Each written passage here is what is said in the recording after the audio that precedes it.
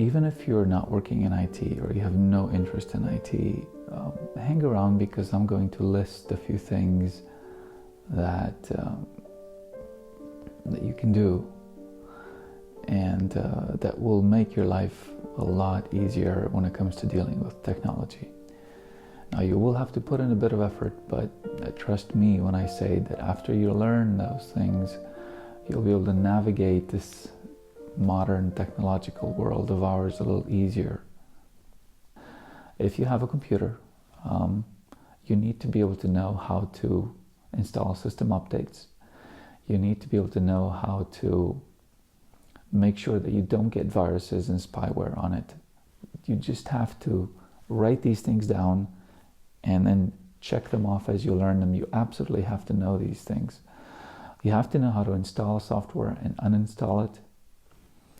You have to know how to keep your antivirus, anti-spyware software up to date. Even though most of them do it automatically, you should really know how to do it manually as well. If you have a tablet or a phone, you should definitely know how to keep that tablet or phone up to date with the latest version of the OS for it. You should have some kind of protection against spyware and against viruses that run on that phone or tablet OS. You should look into that and know how to do it.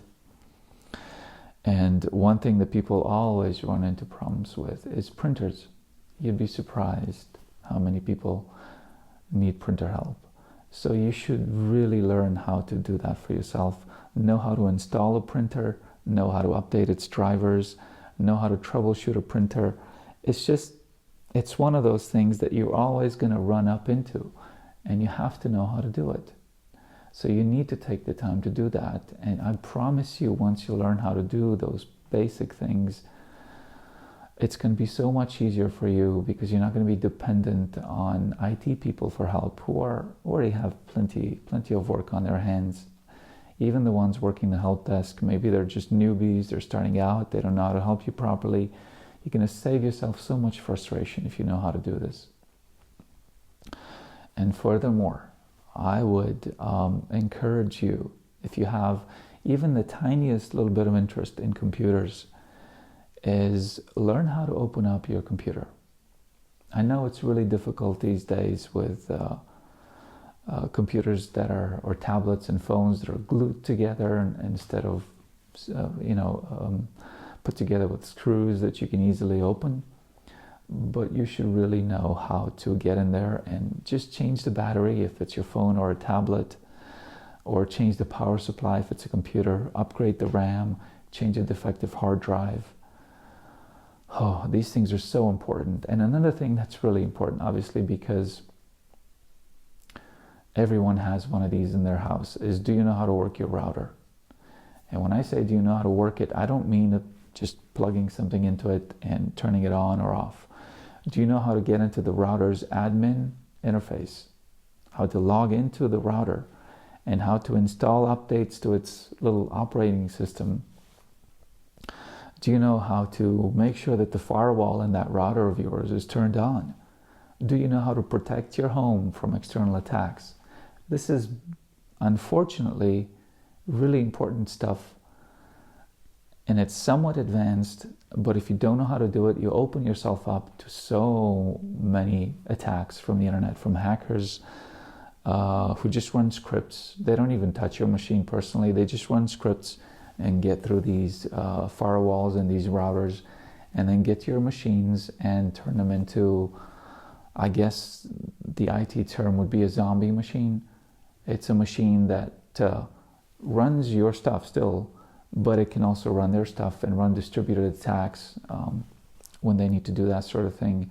Or maybe they'll install something called a key logging software on your computer and then just capture your passwords, look at the stuff that you're doing online, maybe even install ransomware on your computer, which is really nasty stuff, where they lock up your computer with encryption, and only they know the password to that encryption, and then you have to pay them to get your own stuff back from them.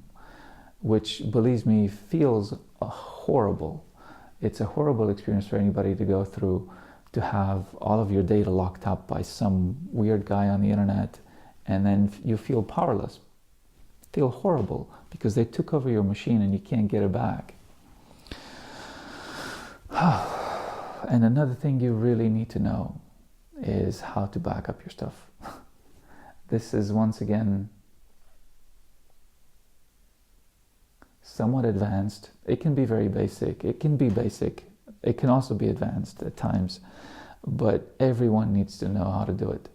Even if you just have a phone, if you don't have even a tablet or a laptop or a desktop, how do you back up your phone? Do you even back it up? If you lose that phone, or if you drop it in the toilet by mistake, are your photos safe? Are your passwords safe? Are your emails available to you? Are your documents, whatever you worked on that phone, are they still available? Are they backed up somewhere? Those are all questions that you need to ask yourselves. And if you can't answer yes to them, you have to learn how to do it. But thankfully, there's so much help out there. You can really, truly learn how to do it in quite a short time, because there's so many resources available nowadays that weren't there when I was learning this stuff.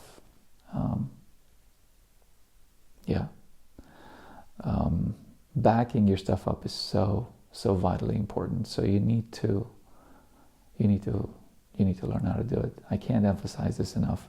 I've lost so much data over the years by trusting various devices and various backup services as well that promised to back up my data but didn't deliver on it.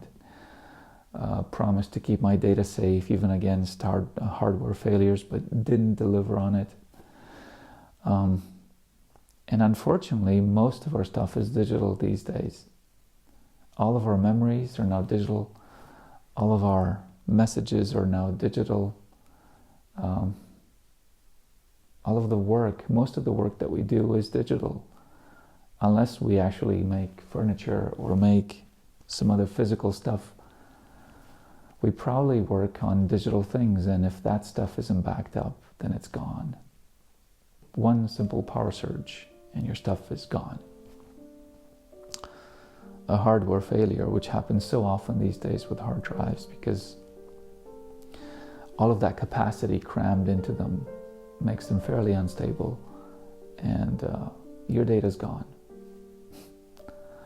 So, yeah. Thanks for watching, and see you next time.